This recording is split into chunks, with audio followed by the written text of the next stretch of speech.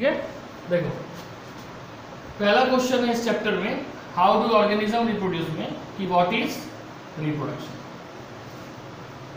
तो रिप्रोडक्शन का डेफिनेशन क्या दिए, the production of new organism from the existing organism, जो ऑर्गेनिज्म ऑलरेडी उपस्थित है उससे जब नए ऑर्गेनिज्म का प्रोडक्शन होगा of the same species, that is called reproduction.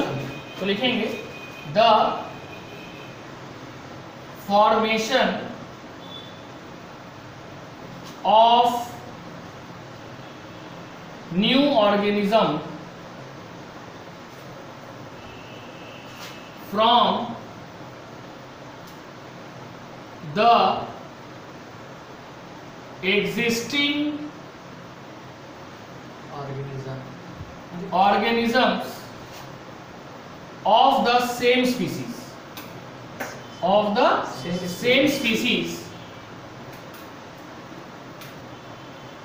is called reproduction।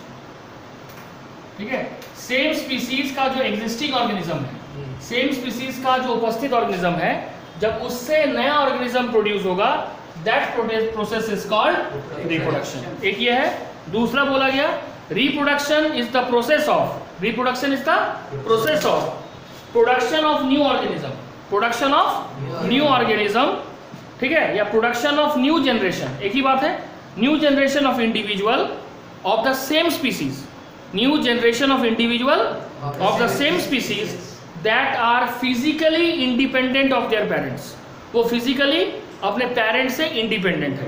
ठीक है, अब यहां पे है कि why do organism reproduce, why do organism reproduce.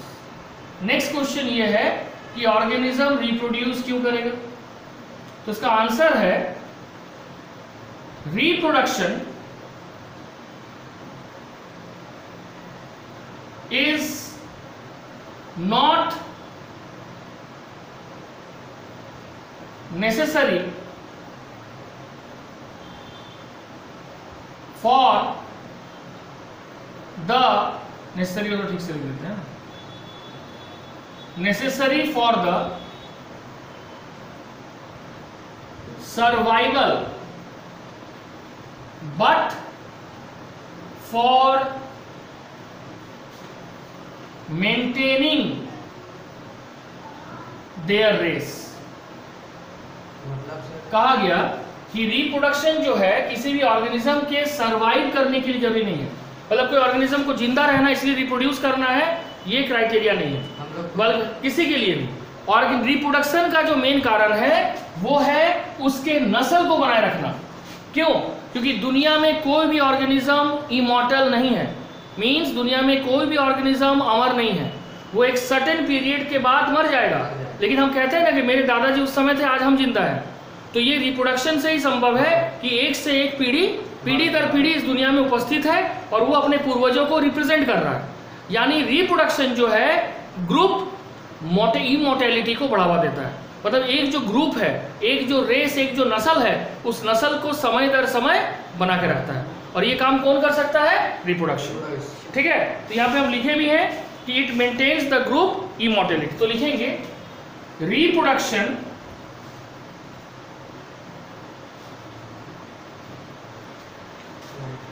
maintains the group immortality, immortality मतलब होता है अमर, अमरता। ठीक है, as हाँ कर देंगे, रुको, as it maintain the race।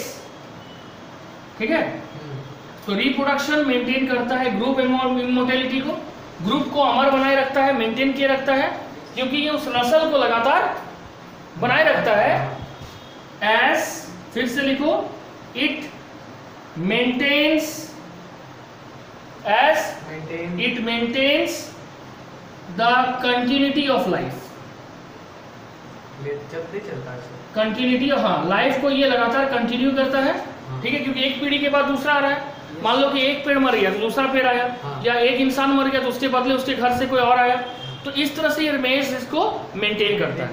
तो ये तो प्रूफ हो गया कि जो रिप्रोडक्शन है ये किसी भी ऑर्गेनिज्म के मेंटेनिंग या मेंटेनेंस ऑफ रेस यानी उसे नस्ल को बनाए रखने के लिए जरूरी है, लेकिन उसके जिंदा रहने के लिए जरूरी नहीं है। ठीक है, और जब भी रिप्रोडक्शन होता है तो it maintains the group mortality, ये उस नस्ल के रेस को अमर बनाए रखता है। क्यों? क्योंकि वो जनरेशन आफ्टर जनरेशन जो नया ऑर्गेनिज्म पैदा होता है वो अपने पूर्वजों के ही हेरिडिटी को कंटिन्यू करता है। ठीक है, अब यहाँ पे थर्ड क्वेश्चन है कि why do organism belonging to the same species look similar to each other? जो ऑर्गेनिज्म सेम स्पीसीज से बिलोंग करता है वो उसी के जैसा देखने में क्यों लगता है? वो कुछ और भी देखने में लग सकता है। ठीक है, जैसे कॉमन एग्जांपल, तुलसी से कोई नया तुलसी पैदा होगा तो वो उसी जैसा लगेगा। काला तुलसी से जो आएगा, ऑसिमम सैंक्टम से जो नया स्पीस आएगा वो ऑसिमम सैंक्टम जैसा ही होगा। रेड रोज से अगर कोई नया रोज आएगा तो वो रेड रोज जैसा ही रेड रोज ही पैदा करेगा, व्हाइट और पिंक तो प्रोड्यूस नहीं करेगा। एक्सेप्शन अलग बात है, बट वो जनरली प्रोड्यूस नहीं करेगा। ऐसा क्यों? ठीक है सर, इंसान से तो इंसान ही होता है। हाँ, तो देखो इंसान से इंसान जो होता है वो बॉडी स्ट्रक्चर को मेंटेन करता है। ऐसा कोई जरूरी तो नहीं है कि मेरा पेरेंट्स का जैसा रंग है बॉडी का 100% मेरा हो, नहीं सर, वैसा है ना, लेकिन वो बॉडी स्ट्रक्चर मेंटेन करता है, बॉडी कैरेक्टर नहीं। ठीक है, तो नेक्स्ट क्वेश्चन है why do organisms belonging to the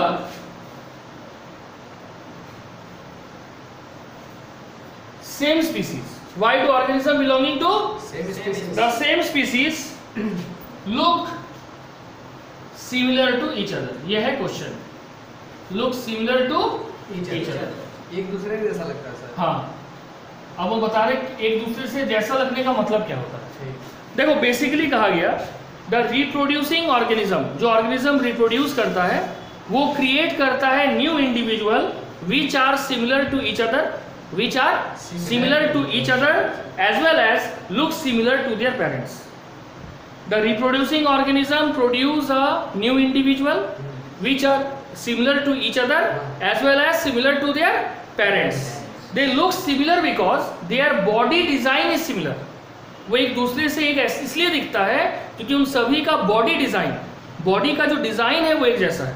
human का नया जनरेशन ह्यूमन जैसा ही दिखने में होगा, है ना, वो अलग चीज है, वो तो तुम्हारा डिफरेंट टाइप ऑफ क्रोमोसोम है और उस क्रोमोसोम में जो जीन पाया जाता है वो उस कैरेक्टर को कंट्रोल करता है। ठीक है, तो लिखेंगे दे look similar because their body design is similar and they produce similar body design because they produce a similar blueprint. Blueprint का मतलब होता है डीएनए। ठीक है, हो गया? तो सुनो, मोबाइल का ब्लूप्रिंट है सर। हाँ, अब देखो क्या होगा, आंसर होगा, आंसर क्या होगा, the reproducing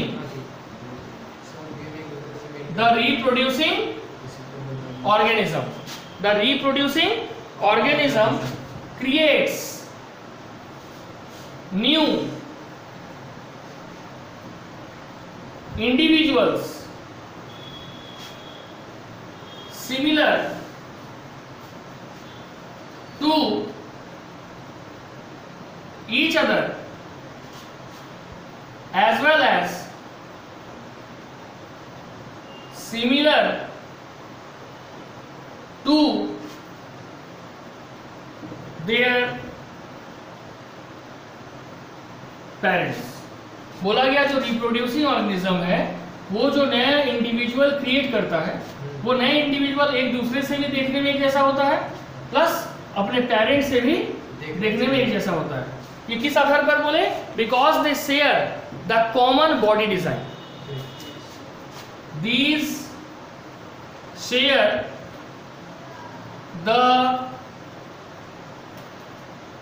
common body design.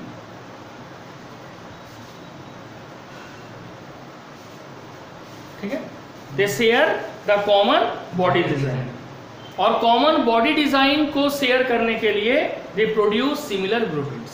They produce similar blueprints. Blueprints का मतलब हो गया डीएनए, ठीक है। As they produce similar blueprints. Similar blueprints, blueprints का मतलब हो गया, ब्रैकेट में लिख देना DNA. Sir DNA full form sir, ठीक है। डीएनए का फुल फॉर्म है डीऑक्सी। देखो डीएनए का जो फुल फॉर्म है, डीएनए का फुल फॉर्म है deoxy ribo nucleic acid. Deoxy ribo nucleic acid is the full form of DNA. और बोला जा रहा है कि कोई भी ऑर्गेनिज्म जिस मैकेनिज्म के द्वारा अपने ब्लूप्रिंट्स का सिमिलर कॉपी बनाता है, ठीक है, सिमिलर ब्लूप्रिंट्स बनाते, तो लिखेंगे द मैकेनिज्म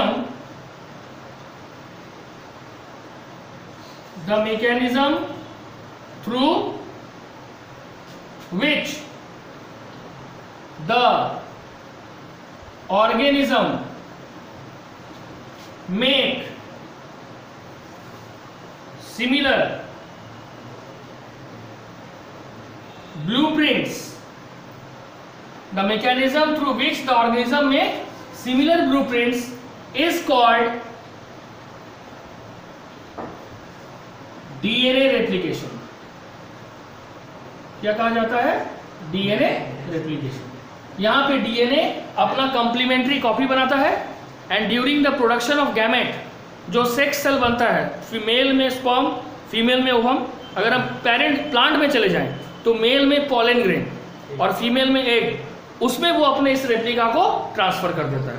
ओरिजिनल कॉपी अपने पास रखता है और जो रेप्लिका बनाता है, जो कंप्लीमेंट्री कॉपी बनाता है, वो कंप्लीमेंट्री कॉपी को वो गैमेट्स के द्वारा अपने नेक्स्ट जनरेशन को ट्रांसफर कर देता है, ठीक है। अब इसमें लिखा गया है कि डीएनए जो कॉपी बनता है वो कभी आइडेंटिकल नहीं होता है। आइडेंटिकल मतलब डीएनए एप्लीकेशन का मतलब ये कतई नहीं होता है कि डीएनए कॉपी का जेरोक्स बनता है। डीएनए कॉपी का जेरोक्स नहीं, तुम लोग अभी हम एक वर्ड यूज किए कंप्लीमेंट्री कॉपी, तो डीएनए का कंप्लीमेंट्री बनता है। अब यहाँ पे एक होगा कि सर कंप्लीमेंट्री का एक बेसिक आइडिया दे रहे हैं, ये 12 में रहता है। देखो कोई भी डीएनए 4 नाइट्रोजनस बेस का बनता है, एडेनिन, थाइमिन, ग्वानिन और साइटोसिन। ए हमेशा पेयर करता है टी के साथ डबल बॉन्ड से और जी हमेशा सी के साथ पेयर करता है ट्रिपल बॉन्ड से। अब कंप्लीमेंट्री की कॉपी क्यों बोले ये समझो। जैसे मान लो कि ये ओल्ड डीएनए स्ट्रैंड है, यहाँ पे है ए टी जी सी, तो यहाँ पे जो न्यू डीएनए बनेगा कॉपी, जिसको हम रेप्लिका बोलेंगे, तो सी के साथ किसका पेयर होता है? जी सी से, जी और जी का सी, टी का ए का टी। तो देखो ये इसका जेरोक्स तो नहीं बना, तो यहाँ कंप्लीमेंट्री कॉपी बनता है। इसलिए the DNA copy which is produced by DNA replication is a complementary copy, not a Xerox copy, ठीक है। and that is why the organism share the similar body design। सभी ऑर्गेनिज्म का body अपने parents के जैसा body design होगा, but उसका body का कलर है ना, शेप, साइज वो एक जैसा हो ये जरूरी नहीं है और होता भी नहीं है, ठीक है। वो सिर्फ एक ही में संभव है, that is asexual mode of reproduction, ठीक है। एसेक्सुअल दैट इज जैसे कि तुम्हारा एमीबा है ना, तो वहां पे क्लोन बनता है। क्लोन क्या है हम फिर बताएंगे, फंजाई में भी होता है, क्या है हम बताएंगे अब, ठीक है। अब है टाइप्स ऑफ रिप्रोडक्शन, ठीक है। आता है जहाँ गड़बड़ होगा बोलते हैं, ऐसे तो आप पूरा बोर्ड तक ले पाते, मतलब वहां से लिखते लिखते पूरा बोर्ड ले जा सकते हैं, ले जा सकते हैं लेकिन ठीक नहीं आएगा। हाँ ये बात है। अब देखो नेक्स्ट है टाइप्स ऑफ रिप्रोडक्शन।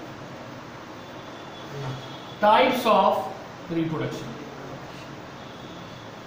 सर एक दिन में पूरा खत्म कर देंगे क्या? नहीं जी, माता कर रहा है तुमको समझाना है कि मजाक करना है। देखो टाइप्स ऑफ रिप्रोडक्शन, सबसे पहले रिप्रोडक्शन का 2 टाइप होता है।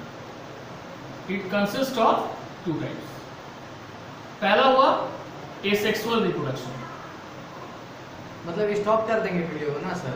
हाँ एक पर्टिकुलर टाइम के बाद। अच्छा। और दूसरा है सेक्सुअल रिप्रोडक्शन। सेक्सुअल रिप्रोडक्शन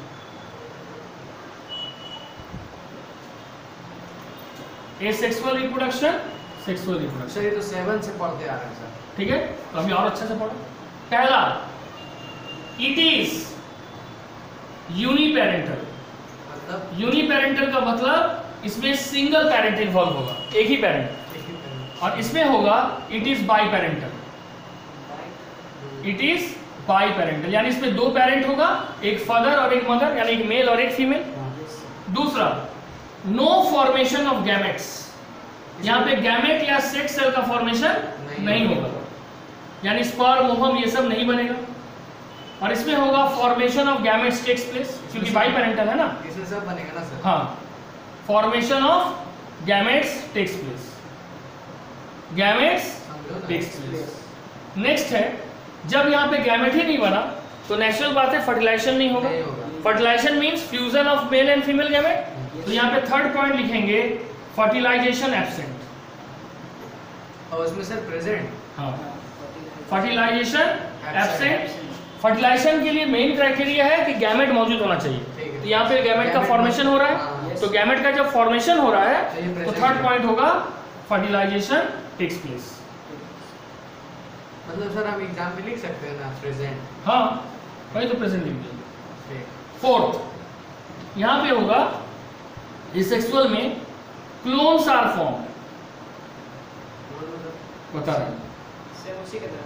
हाँ, अब क्लोन का डेफिनेशन थोड़ा समझ लो। क्लोन का डेफिनेशन है when group of organism which are, sir ji थोड़ा मोड़ दिए सर, मैं सब सोचे क्यों proof, which are morphologically and genetically similar, morphology and genetically similar। अब ध्यान से समझो, क्लोन वैसे ऑर्गेनिज्म को कहा गया जो मॉर्फोलॉजिकली और जेनेटिकली सिमिलर है। सिमिलर मतलब समान, सब तरफ से। मॉर्फोलॉजिकली मतलब हो गया एक्सटर्नल कैरेक्टर। जैसे ये पेन है, ये पेन किस कलर का है, किस हाइट का है ना, ये सब हम देख के बता सकते हैं। तो इसके बाहरी रूप जो होता है एक्सटर्नल कैरेक्टर, उसको कहा जाता है मॉर्फोलॉजी। और ये कैरेक्टर को कंट्रोल कौन करता है, डीएनए, वो हो गया उसका जेनेटिक्स मटेरियल। तो मॉर्फोलॉजिकली यानी बाहरी रूप से दो सभी ऑर्गेनिज्म, और जेनेटिकली सभी ऑर्गेनिज्म का जो डीएनए है 100% सेम होता है। और जब वो मॉर्फोलॉजिकली और जेनेटिकली सिमिलर होता है ग्रुप ऑफ ऑर्गेनिज्म, उसको हम क्या बोलते हैं, क्लोन्स। और क्लोन तभी संभव है जब पेरेंट कितना हो, एक, इसलिए इसको कहा गया है यूनिपेरेंटल। ठीक है, हाँ। लेकिन यहाँ पे लिखेंगे क्लोन्स आर नॉट फॉर्म, देखिए सिमिलर भी नहीं होता ना सर। हाँ, क्लोन्स आर नॉट फॉर्म। तो क्लोन इसलिए यहाँ पे फॉर्म नहीं होता है, इसका मूल कारण है कि देखो यहाँ पे दो पेरेंट्स हैं। हाँ। एक फादर साइड है जिसको हम लोग बोलते हैं पैटर्नल, और एक मदर साइड जिसको मैटरनल। तो जब फादर और मदर दो साइड है तो दोनों का अपना जो रेस है, अपना जो एंसेस्टर, अपने खानदान का वो जीन ले जाएगा। हाँ। तो दोनों का जीन एक दूसरे से अलग है। फर्टिलाइजेशन में दोनों का जीन जब आपस में फ्यूज करेगा यानी मिक्सिंग करेगा तो वो एक कॉम्बिनेशन ऑफ कैरेक्टर लाएगा। कुछ कैरेक्टर फादर का होगा, कुछ कैरेक्टर मदर का होगा। तो जब कॉम्बिनेशन ऑफ कैरेक्टर होगा तो क्लोन बनने का कोई सवाल नहीं होगा। Clone are not form as variation occur, as variation occur. ये हो गया, यानी जो हम लोग नेक्स्ट पॉइंट लिखेंगे सर, लेकिन डीएनए तो मैच होता है। डीएनए मैच नहीं, तुम नहीं समझ रहा, मैच तो होता है। तो कुछ पैरे 23 क्रोमोसोम फादर साइड से आ रहा है, 23 मदर साइड से, यानी 23 हाफ डीएनए का कॉपी भी फादर साइड से आ रहा है और हाफ मदर से। तो ये दोनों का डीएनए आपस में मिक्स करेगा ना। तो जब मिक्स करेगा तो एक कॉम्बिनेशन ऑफ कैरेक्टर बनेगा। हर एक इंसान में कुछ कैरेक्टर अपने फादर साइड से होता है, दिखता है, और कुछ मदर साइड का। तो जब वेरिएशन हुआ तो क्लोन नहीं है, और क्लोन है तो वेरिएशन नहीं है। दोनों एक दूसरे का रेसिप्रोकल है। ठीक है, तो यहाँ पे लिखेंगे वेरिएशन इज एब्सेंट या variation not found. Variation not form, और उसमें वेरिएशन रहता है। हाँ, इसमें लिखेंगे वेरिएशन फाउंड या वेरिएशन प्रेजेंट। ठीक है, फॉर्म लिखिए ना, अच्छा लगेगा। प्रेजेंट अच्छा है इंग्लिश। अब एक और पॉइंट लिख लेना कि सेक्सुअल रिप्रोडक्शन में जो सेल डिवीजन होता है वो बेसिकली माइटोसिस होता है, लेकिन जो तुम्हारा सेक्सुअल डिवीजन है, सेक्सुअल रिप्रोडक्शन, उसमें मियोसिस और माइटोसिस सेल डिवीजन दोनों होता है। तो इसमें लिखेंगे, ठीक है, सेल डिवीजन क्या है, देखो दिमाग में होगा। तो सेल डिवीजन एक ऐसा प्रोसेस है जिससे एग्जिस्टिंग सेल से डिवाइड करके नए सेल का जन्म होता है, ठीक है। अब वो सेल डिवीजन अगर सोमाटिक सेल में हो रहा है, सोमाटिक सेल का मतलब जिस सेल में गैमेट प्रोड्यूस करने की क्षमता नहीं है, जैसे प्लांट, रूट, स्टेम और लीफ क्या है, वेजिटेटिव सेल है। तो इसमें जब सेल डिवीजन होगा तो वो बेसिकली एसेक्सुअल कहा जाता है। लेकिन फ्लावर में जो रिप्रोडक्शन होगा, flower is the reproductive part of flower, तो फ्लावर में अगर रिप्रोडक्शन होगा तो वो मियोसिस होगा, ठीक है। तो यहाँ लिखेंगे, इसमें एब्सेंट लिखेंगे ना, इसमें लिखेंगे माइटोसिस टेक्स प्लेस, हाँ वही, माइटोसिस ओनली टेक्स प्लेस, सिर्फ माइटोसिस होता है, ओनली माइटोसिस। हाँ, क्या बोले थे, माइटोसिस मतलब कि सिर्फ माइटोसिस सेल डिवीजन होता है, क्योंकि asexual reproduction basically somatic cell में होता है। सोमाटिक सेल का मतलब वैसा सेल जिसमें गैमेट प्रोड्यूस करने की क्षमता नहीं होती है, those who are unable to produce gamete, जैसे रूट प्लांट में, स्टेम और लीफ नहीं कर पाए, ये नहीं होगा, इसमें होगा माइटोसिस। लेकिन इसमें लिखेंगे both take place, meiosis and mitosis takes place, ठीक है। तो ये हो गया difference between asexual and sexual mode of reproduction, ठीक है। अब हम लोग नेक्स्ट टॉपिक पढ़ेंगे, ठीक है। सेक्सुअल, एसेक्सुअल, सेक्सुअल पढ़ दिए, अब मेथड्स ऑफ सेक्सुअल रिप्रोडक्शन, ठीक है। देखो बेसिकली जो एसेक्सुअल मोड ऑफ रिप्रोडक्शन है ये ज़्यादा प्रिफरेबल होता है यूनिसेलुलर ऑर्गेनिज्म में, जैसे कि एमीबा, पैरामेशियम, ईस्ट, ठीक है। ये सब में ज़्यादा प्रिफर होता है क्या, एसेक्सुअल मोड ऑफ रिप्रोडक्शन, ठीक है। बच्चा लोग लिखे रहिए, हम लोग ने सर मतलब जो देखे ये थोड़ी करते हैं वीडियो में, वो पते हैं लेकिन सर लिख सकते हैं, वो तो उसके हाथ में है, वीडियो जूम करेगा, स्टॉप करेगा, सब कुछ कर सकता है। अब टाइप्स ऑफ एसेक्सुअल रिप्रोडक्शन, ठीक है। देखो टाइप्स ऑफ एसेक्सुअल रिप्रोडक्शन, कितना मिनट और सर, कितना बज रहा है, अभी टाइम है, बस ये एक फिजन पढ़ा देते हैं। ठीक, types of asexual, 23 minute, asexual reproduction 1 घंटा का बनाते, बहुत कम बना। टाइप्स ऑफ एसेक्सुअल रिप्रोडक्शन में सबसे पहला है फिजन, फिजन, हाँ। अब क्या होता है ये समझो, ये फिजिक्स वाला फ्यूजन नहीं है, समझो। बोला गया कि it is the most common method of asexual reproduction which is basically found in unicellular organism like amoeba, Plasmodium, paramecium, east, ठीक है। तो it is most commonly found in unicellular organism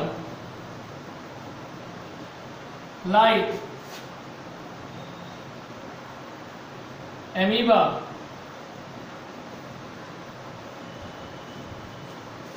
diatoms, amoeba समझ में से diatom का, ये तुम्हारा protista है, यूग्लिना, प्लाज्मोडियम, ठीक है, ईस्ट एक्सेट्रा। इसमें तुम्हारा बेसिकली फिजन होता है। इट इन्वॉल्व्स 2 स्टेप्स, किसी भी फिजन में 2 स्टेप होता है। वो 2 स्टेप क्या क्या है, पहला है कैरियोकाइनेसिस, कैरियोकाइनेसिस, वर्ड को तोड़ो, कैरियोकाइनेसिस, कैरियन, वर्ड को तोड़ो, ये 2 वर्ड से बना हुआ है, और काइनेसिस। कैरियन का मतलब होता है न्यूक्लियस और काइनेसिस का मतलब होता है डिवीजन। तो किसका डिवीजन हुआ, division of nucleus, that is called karyokinesis, 3 word से 1 वर्ड, ठीक है। और दूसरा इसमें दूसरा स्टेप है साइटोकाइनेसिस।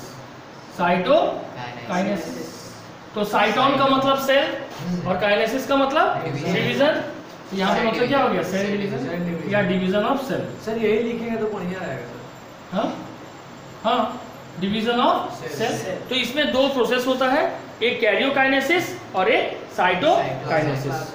अब ये जो तुम्हारा फिजन है, it is of two type, it is of two types, two types. पहला होगा बाइनरी फिजन। पहला क्या होगा, बाइनरी फिजन, और दूसरा क्या होगा, मल्टीपल फिजन। दोनों में अंतर सर? अंतर बता रहे हैं। सबसे पहला बाइनरी फिजन जो है, इट मतलब मल्टीपल समझिए कि बहुत तरह का है। नहीं, बहुत तरह का नहीं, सुनो। It always takes place under favourable condition. जब किसी ऑर्गेनिज्म के लिए ग्रो करना यानी रिप्रोड्यूस करना अनुकूल होता है, उस कंडीशन में अगर फेवरेबल कंडीशन में वो रिप्रोड्यूस कर रहा है, दैट इज बाइनरी। और जब मान लो कि जैसे बहुत सारा ऐसा ऑर्गेनिज्म है जो ऐसे जगह में रहता है, सडनली चला जाता है जहां पे उसके लिए ग्रोथ कंडीशन फेवरेबल नहीं होता, तो अनफेवरेबल कंडीशन में जब वो ग्रो कर रहा है, that is called multiple fission. तो लिखेंगे it takes place in unfavourable condition. किसमें हो रहा है, अनफेवरेबल कंडीशन। ठीक है, दूसरा पॉइंट समझ लो, बाइनरी फिजन में एवरी कैरियोकाइनेसिस मतलब division of nucleus is immediately followed by cytokinesis. Her karyokinesis के तुरंत बाद क्या होता है, cytokinesis. Every karyokinesis is immediately followed by cytokinesis. जैसे ही न्यूक्लियस का डिवीजन हुआ, उसके तुरंत बाद सेल का भी डिवीजन होगा। लेकिन यहां पे क्या होगा, karyokinesis is not immediately followed by cytokinesis. ठीक है, यहां पे हर कैरियोकाइनेसिस के बाद साइटोकाइनेसिस होगा, लेकिन मल्टीपल फिजन में कैरियोकाइनेसिस के तुरंत बाद साइटोकाइनेसिस नहीं होगा। ठीक है, ये हो गया दूसरा डिफरेंस। अब तीसरा क्या है समझो। लिख दीजिए, इधर हटा के लिखा जाए, डिवाइड कर देगा। देखो अब इसमें क्या होगा, जो बाइनरी फिजन है, बाइनरी फिजन बाइनरी फिजन में सेकेंड होगा, third point, it produces two daughter cell. ये दो सर एक क्वेश्चन है सर। बोलो सर, पथरी कैसे होता है? बता दो, इसको खत्म होने दो।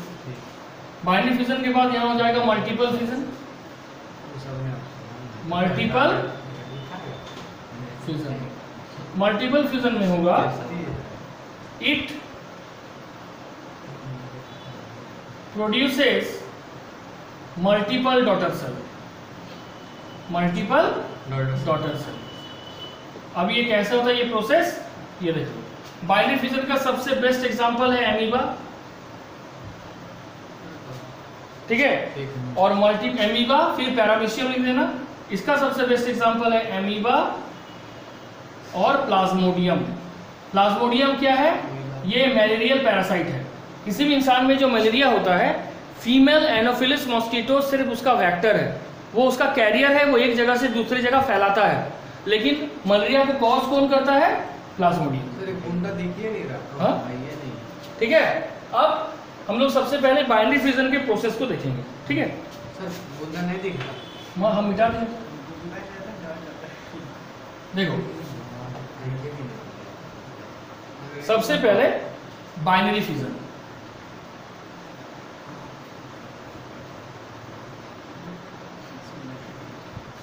बाइनरी फिजन जो तुम्हारा बाइनरी फिजन इसमें क्या, जैसे मान लो ये एमीबा का सेल है, ठीक है, और ये उसका न्यूक्लियस। तो सबसे पहले न्यूक्लियस इनलार्ज होगा सर। हाँ। हर बीच वाला पार्ट न्यूक्लियस में होता जरूरी है? नहीं, एनिमल तुम्हारा प्लांट सेल जब होगा ना तो न्यूक्लियस पेरीफेरी में आएगा और बीच में सेंट्रल वैक्यूल आएगा। हम एनिमल बना रहे हैं। अब यहाँ पे न्यूक्लियस इनलार्ज हुआ, फिर तुम्हारा न्यूक्लियस जो है ये तुम्हारा दो पार्ट में डिवाइड हो गया। तो न्यूक्लियस का सबसे पहले डिवीजन हुआ, इसको बोलेंगे कैरियोकाइनेसिस यानी डिवीजन ऑफ न्यूक्लियस। अब यहाँ पे क्या होगा, फाइनली क्या हुआ, सब तरफ से एक चीज बनाया सर। हाँ देखो, पहले न्यूक्लियस का डिवीजन हुआ, फिर सेल डिवाइड हुआ, तो यहाँ पे सिंगल पेरेंट से दो क्या बना, डॉटर सेल बना। तो दो डॉटर सेल बना, इसका नाम क्या है, बाइनरी। बाई का मतलब क्या होता है, टू, इसलिए दो डॉटर सेल बना। तो ये हो गया बाइनरी फिजन, और बाइनरी फिजन हमेशा फेवरेबल कंडीशन में होता है। डॉटर क्या बनेगा? ठीक है, डॉटर सेल का मतलब हो गया नया प्रोजेनी या नया सेल। ठीक है, अब हम लोग पढ़ेंगे मल्टीपल फिजन। मल्टीपल फिजन में क्या होता है, देखो ये हम लोग क्या पढ़ना, मैलेरियल पैरासाइट। देखो क्या होना, अब जिसमें बाइनरी फिजन में दो बच्चा पैदा हो रहा है, टू प्रोड्यूस हो रहे हैं बच्चे, और इसमें मल्टीपल हो रहा है, क्यों हो रहा है? तो जो मल्टीपल फिजन है, ध्यान से समझो, मल्टीपल फिजन में क्या होता है, ठीक है। मल्टीपल फिजन का सबसे बेस्ट एग्जांपल है प्लाज्मोडियम। प्लाज्मोडियम क्या है, मलेरियल पैरासाइट है। मलेरियल पैरासाइट है, मतलब ये मलेरिया को कॉज करता है। तो कॉज मतलब मलेरिया होता है इसके कारण। तो बोला गया है कि प्लाज्मोडियम जो तुम्हारा 1000 डॉटर सेल प्रोड्यूस करते हो, क्या होता है, नॉर्मली जब फीमेल एनोफिलस मॉस्किटो हमारे बॉडी को बाइट करता है, ठीक है, तो फीमेल एनोफिलस मॉस्किटो के सैलिवरी ग्लैंड में पाया जाता है एक स्टेज प्लाज्मोडियम का, जिसका नाम है स्पोरोजॉइड। क्या नाम है, स्पोरोजॉइड। स्पोरोजॉइड। और यही स्पोरोजॉइड हमारे बॉडी में घुसता है। बॉडी में घुसने के बाद ब्लड के थ्रू वो सबसे पहले जिस एरिया को या जिस सेल को अटैक करता है उसका नाम है लीवर सेल। तो लीवर सेल में क्या होता है, बाइल जूस बनता है। तो बाइल जूस हाईली अल्कलाइन होता है, 8.8 होता है बाइल जूस का पीएच, जो कि लीवर में रहता है। लेकिन जब वो गॉल ब्लैडर में स्टोर होता है तो उसका पीएच होता है 7.8। ठीक है, 6.8 होगा तो एसिडिक हो गया, है ना। तो इसमें क्या होगा, जैसे ये जाता है, मान लो ये सेल है और ये न्यूक्लियस है, ठीक है, तो क्या होगा, ध्यान से समझो, अनफेवरेबल कंडीशन में जैसे ही जाएगा इसके ऊपर एक प्रोटेक्टिव कवरिंग बनेगा, और इस प्रोटेक्टिव कवरिंग को बोलते हैं सिस्ट। क्या बोलते हैं, सिस्ट। ये इस स्पोरोजॉइड सेल को अनफेवरेबल कंडीशन से बचाएगा। अब क्या होगा, ठीक है, नेक्स्ट, ये जो तुम्हारा न्यूक्लियस, हम तुमको क्या बताएं कि जो तुम्हारा मल्टीपल फिजन होता है उसमें हर कैरियोकाइनेसिस के तुरंत बाद साइटोकाइनेसिस नहीं होता है। बाइनरी फिजन में क्या था, कैरियोकाइनेसिस हुआ, उसके तुरंत बाद तुरंत सेल डिवाइड करके अलग हो गया। यहाँ पे क्या है कि पहले सेल कैरियोकाइनेसिस यानी डिवीजन ऑफ न्यूक्लियस को 100% कंप्लीट करेगा, तब जाके वो सेल का डिवीजन होगा, जिस कारण से इसमें मल्टीपल न्यूक्लियर स्टेज होता है। कौन सा स्टेज होता है, मल्टी न्यूक्लियर स्टेज। तुम्हारे समझने के लिए मल्टीपल न्यूक्लियर स्टेज होता है। कैसे, देखो, अब ये हो गया सिस्ट, इसके अंदर, ठीक है,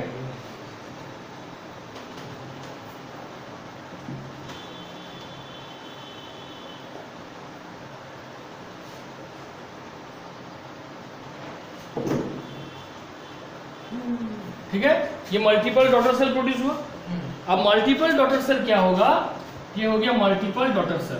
क्या हो गया, मल्टीपल क्या है, न्यूक्लियर सेल नहीं, multiple daughter cell, nuclear cell बन गया। अब क्या होगा कि जैसे ही फेवरेबल कंडीशन होगा, जैसे ही फेवरेबल कंडीशन होगा, ये सिस्ट बस्ट कर जाएगा, ठीक है, बताइए।